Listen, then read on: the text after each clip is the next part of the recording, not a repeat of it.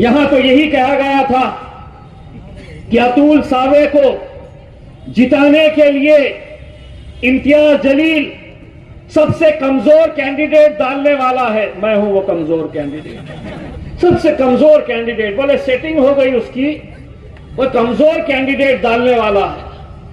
मैं आ गया और अल्लाह ने चाहा, कुछ भी हो सकता है मेरे भाई।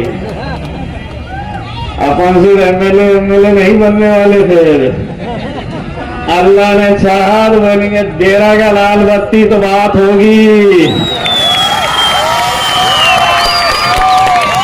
सौदेबाजी होगी, फुकट का कुछ नहीं। डेरा सपोर्ट तेरे को, मेरे को कितने मंत्री पद दे रहा ये बोल करके मेरे भाई। अब ये इलेक्शन ये समझ लो एमएलए का नहीं, तुम्हारा बेटा, तुम्हारा भाई, तुम्हारा दोस्त टोए टोए टोए टोए टोए टोए करके आएगा। जो मुझे हराने में लगे हैं उनके घर के सामने से टोए टोए टोए टोए टोए टोए करके जाएगा। मेरे भाई, आप लोगों से अदब गुजारिश है, 20 तारीख के दिन अपनी जिम्मेदारी को निभाइएगा, किसी के बहकावे में मत आइएगा और मजलिस इत्तेहादुल मुस्लिमीन को कामयाब करिएगा। जाते जाते बस एक नारा लगाते जाइए मेरे साथ, नारे तकबीर, नारे तकबीर।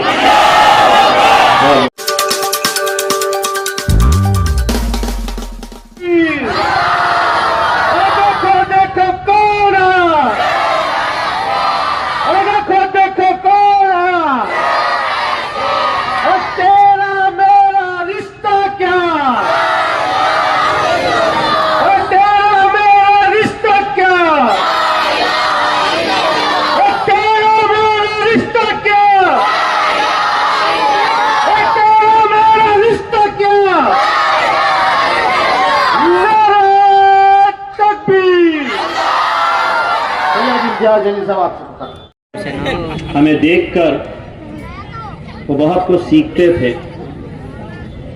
एक यही थी कि हमारी एक मिसाल हुआ करती थी। आज वक्त ऐसा आ गया है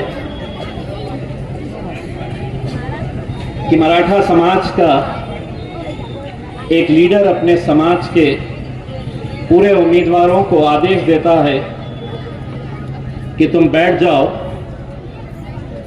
और सौों की तादाद के अंदर पूरे महाराष्ट्र के अंदर जिन मराठा समाज के उम्मीदवारों ने फॉर्म भरा था वो बिना कुछ सवाल किए पूरे अपने फॉर्म वापस ले लेते हैं।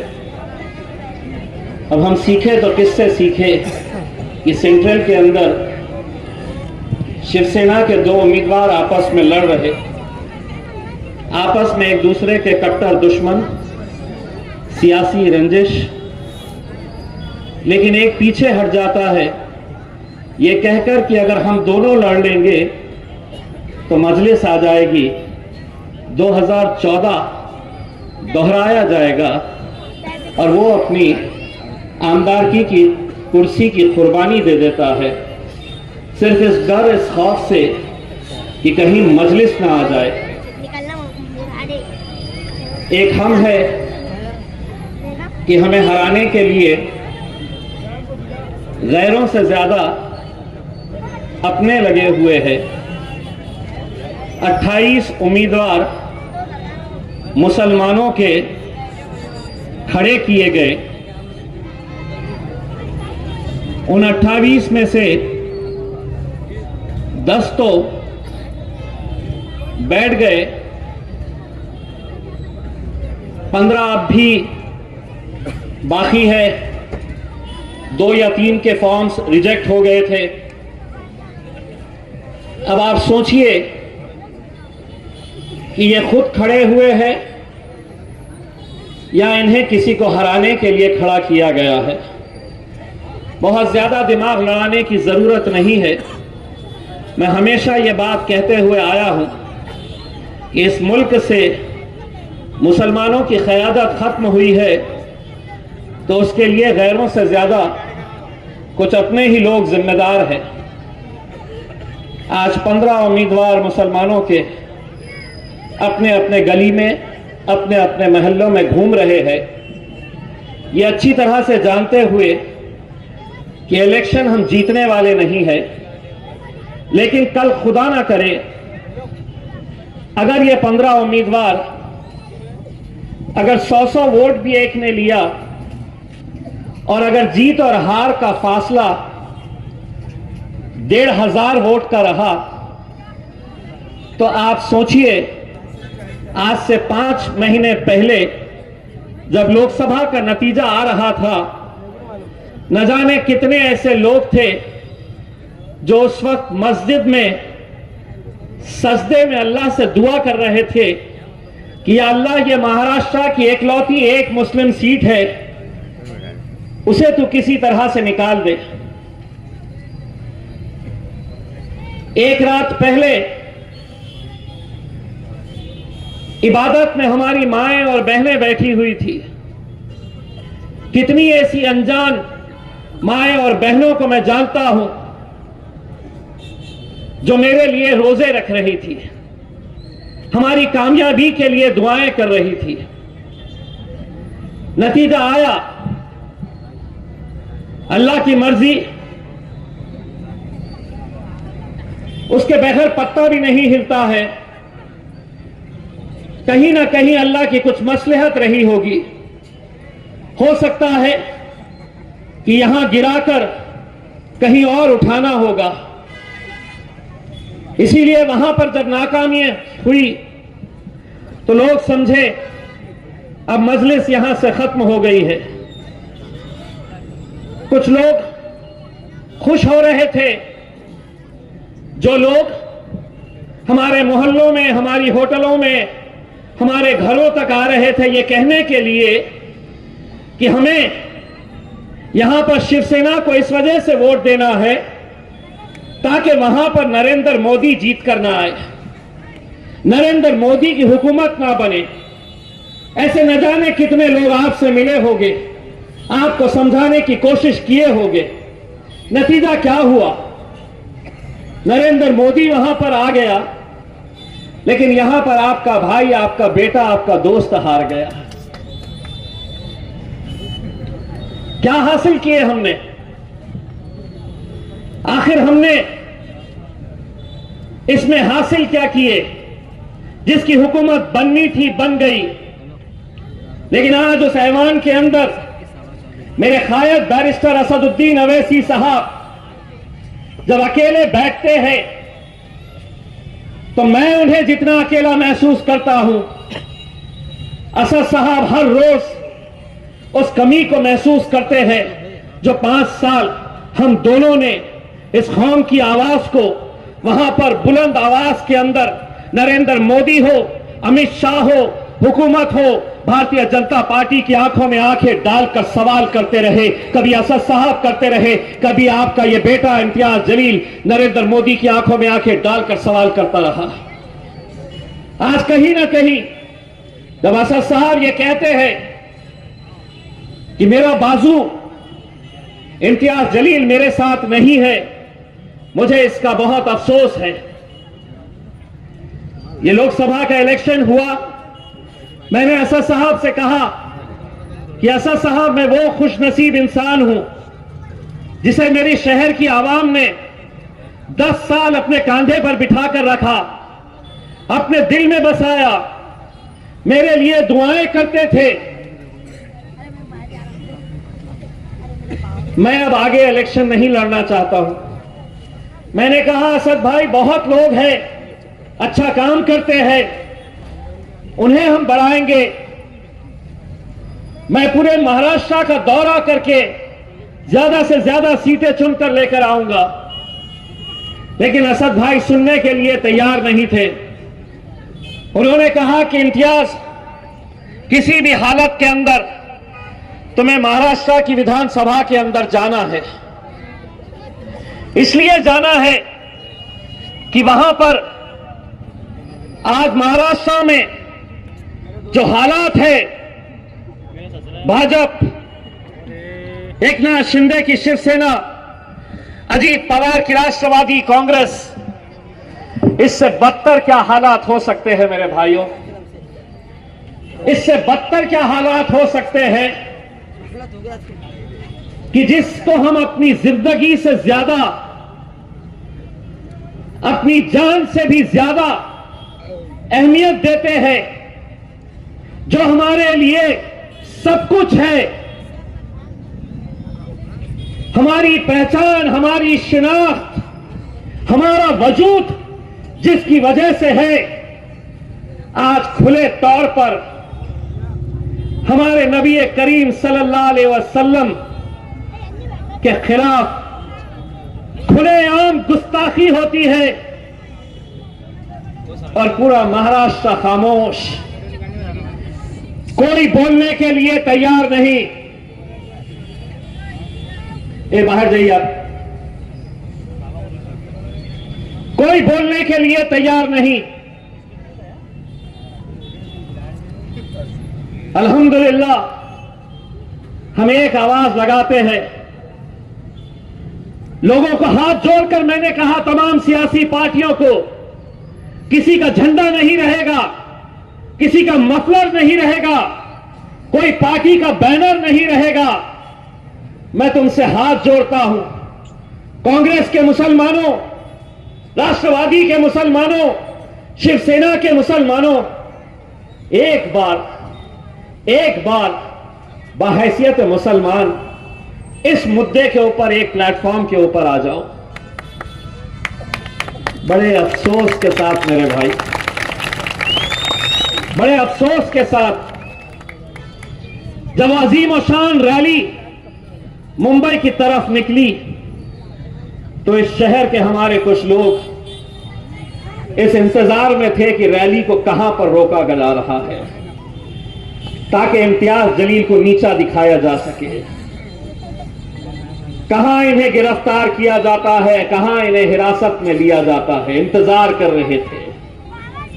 लेकिन अल्हम्दुलिल्लाह एक जहीती की ताकत क्या होती है। उस दिन पूरे महाराष्ट्र के मुसलमानों ने दिखा दिया था और एक पैगाम दिए थे हमने, और वो पैगाम ये था कि ये कौम कोई मुर्दार कौम नहीं है, हम भी जिंदा कौम है,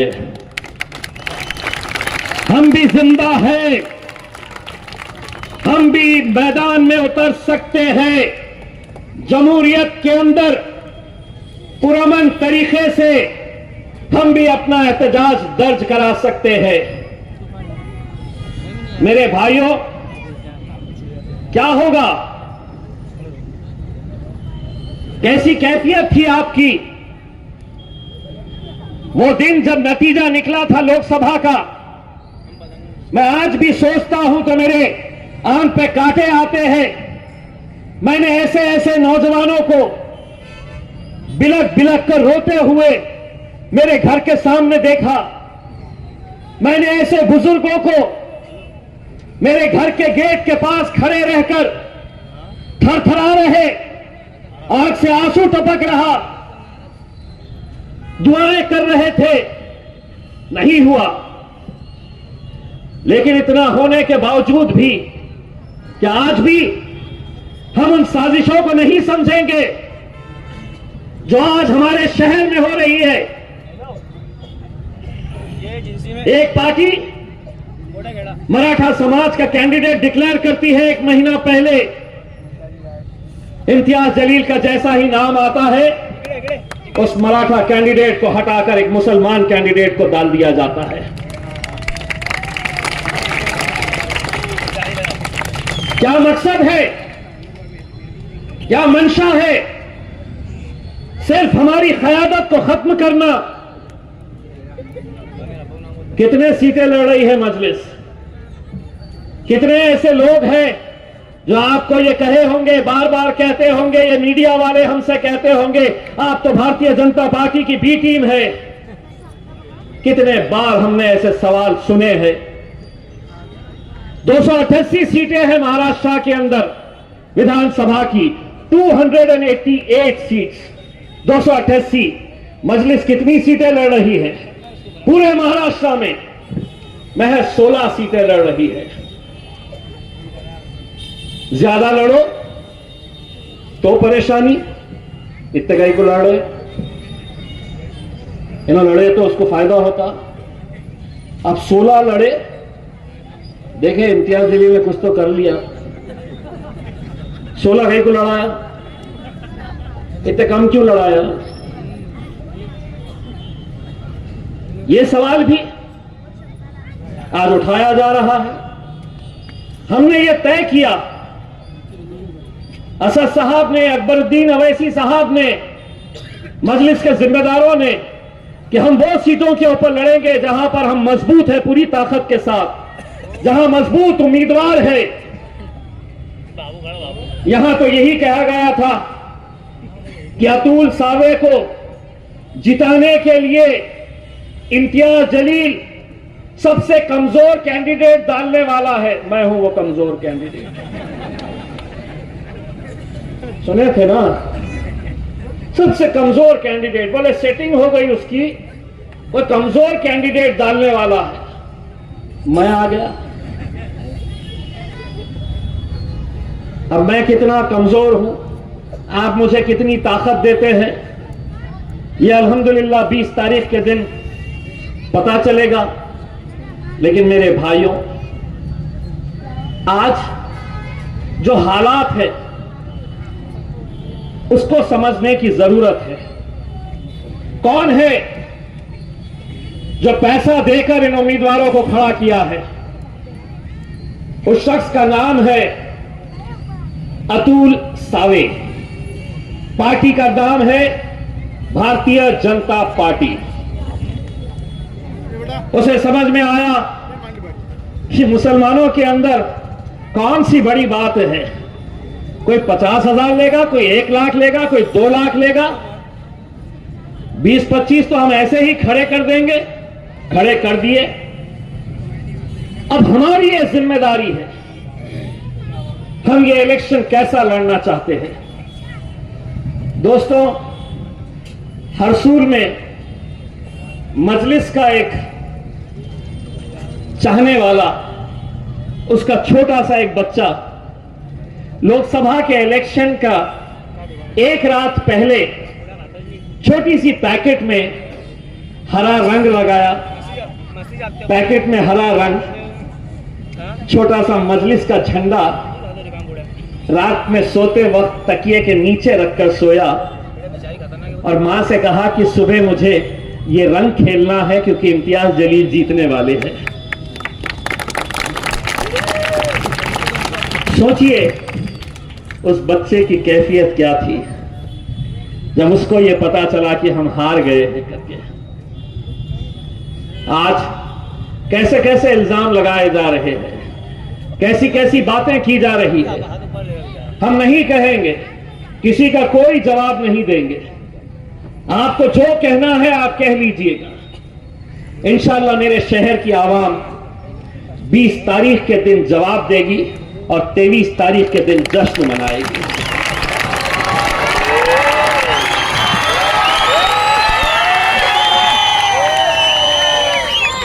आज खबर आई कुछ मुसलमान इलाकों के अंदर कुछ मुसलमान जो उस एरिए के दलाली का काम करते हैं, गरीब बस्तियों में जाकर लोगों के वोटर आईडी कार्ड और आधार कार्ड जमा कर रहे हैं। यह आप गौर से सुनिए, हो सकता है कि आपकी गली, आपके मोहल्ले, आपके बस्तियां और आपके घर तक भी ये लोग आएंगे। आपसे कहा जाएगा कि आपका वोटर कार्ड दो, आपका आधार कार्ड हमारे पास जमा करा दो, उसके बदले में ये 300 रुपये लो या 500 रुपये लो। हराम की बहुत दौलत है, हो सकता है उसके बदले 1000 रुपये भी आपको दे दें।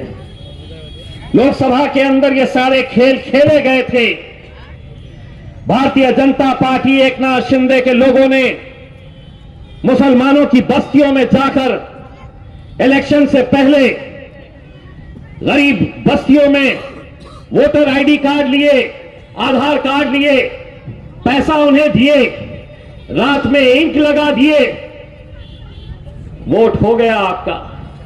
दूसरे दिन आप वोट डालने नहीं जा सकते, इंक लग गई है हाथ पे।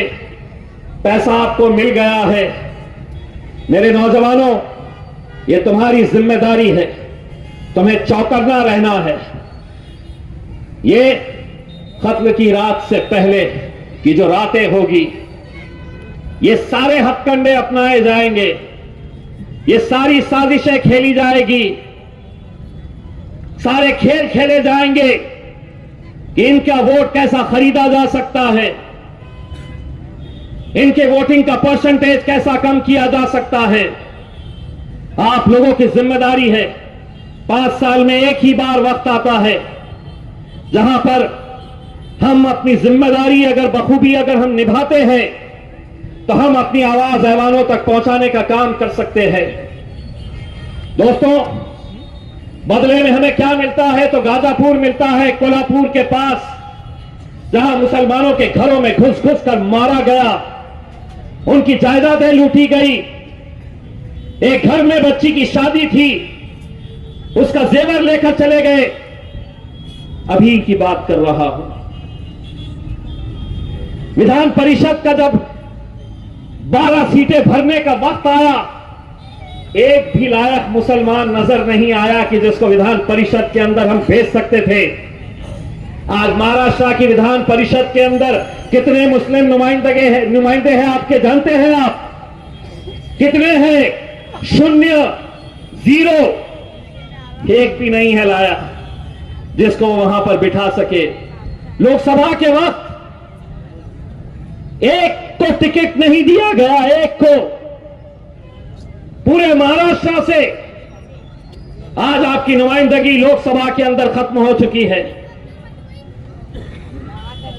उसके बावजूद भी वो लोग यहां पर आएंगे, फिर से आपसे सवाल करेंगे, आपको बताएंगे, आपको वादे करेंगे, वोट मांगेंगे, महफिलें सजाएंगे ऐसी ही।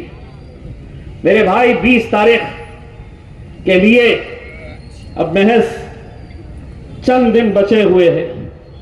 18 तारीख तक प्रचार होना है। 18 तारीख के बाद हम ऐसे जलसे सजा नहीं सकेंगे। 20 तारीख के दिन इलेक्शन का दिन है। नरेंद्र मोदी को हिंदुस्तान की हुकूमत में प्रधानमंत्री या वजीर आजम बनाना अगर है तो ऑस्ट्रेलिया से, लंदन से, अमेरिका से गुजराती लोग सिर्फ वोट डालने के लिए आते हैं। दुनिया भर से कि नहीं, हमें नरेंद्र मोदी को वजीर आजम बनाना है तो हम वोट डालने के लिए जा रहे हैं। हम अपने घरों में रहते हैं और हम बाहर निकलकर आने को तैयार नहीं। इसी का वजह है कि जब लोकसभा के आंकड़े हमने निकाल कर देखे तो हमारी जो बस्तियां हैं, वोटिंग कितनी हुई? 52%। वोटिंग कितनी हुई? 54%, 55%, 58%। बाकी 40% कहां है? घर में सो रहे हैं, आराम कर रहे हैं, महसमाल जा रहे हैं, बेगम को ले जाकर टहलने के लिए बाहर निकले हुए हैं। आधा घंटा, 1 घंटा लगता है मेरे भाई। मुझे आज भी अच्छी तरह से वो मंजर याद है। 2014 के अंदर जब पहली मर्तबा मैं और मेरा भाई वारिस पठान महाराष्ट्र की विधानसभा के अंदर गए थे तो वहां पर मीडिया का हुजूम था, जमावड़ा था, जो छगन भुजबल का इंटरव्यू लेते हुए खड़ा हुआ था। पूरे मीडिया वाले लोग जो है वो छगन भुजबल का इंटरव्यू लेते खड़े हुए थे। किसी एक मीडिया वाले की नजर पड़ी कि ये मेहमायम वाले 2 आ गए, उसको वैसे ही छोड़ दिया और पूरे के पूरे भाग के चले आए इधर। और वो 5 साल हमने कैसे महाराष्ट्र की विधानसभा के अंदर सरकार की नाक में दम करके रखे थे। फर्क ये नहीं पड़ता है कि कितने चुन के आते हैं। 2 थे, अल्हम्दुलिल्लाह काफी थे, लेकिन इस बार 16 में से अच्छे खासे हमारे एमएलए इंशाअल्लाह चुनकर आएंगे। और मैंने तो साफ कह दिया हूं कि जिस महाविकास आघाड़ी, कांग्रेस, राष्ट्रवादी, शिवसेना को मैं कह रहा था कि मैं मजलिस तुम्हारे साथ आने के लिए तैयार है, क्योंकि हमें भाजपा नहीं चाहिए। उन्होंने कहा कि नहीं, मजलिस हमें नहीं चाहिए। इंशाअल्लाह वक्त बदलते देर नहीं लगती, तकदीर बदलते देर नहीं लगती। 23 तारीख के दिन जब नतीजे आएंगे तो इंशाअल्लाह हो सकता है कि उद्धव ठाकरे, शरद पवार, नाना पटोले, मेरे कायद बैरिस्टर असदुद्दीन अवैसी दारुस्सलाम की चौखट के ऊपर खड़े रहेंगे कि तुम्हारे आमदार हमें दे दो।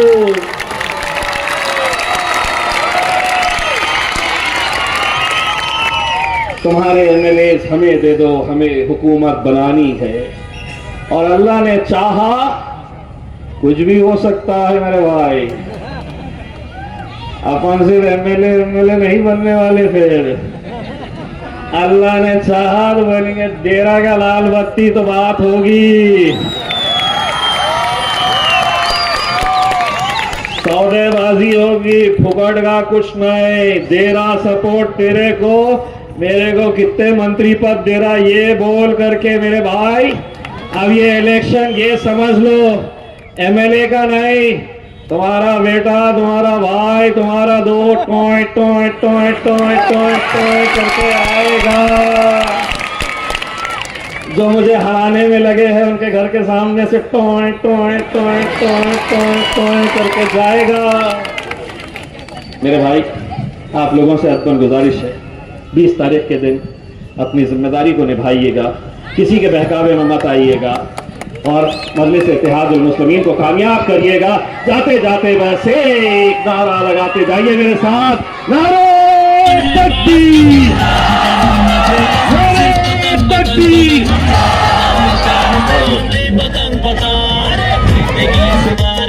सिर्फ पतंग पतंग पतंग, हम मोटे दाल निशान से सिर्फ पतंग पतंग उड़ रही है तरफ से, सिर्फ पतंग पतंग पतंग जा रही है शान से, सिर्फ पतंग पतंग।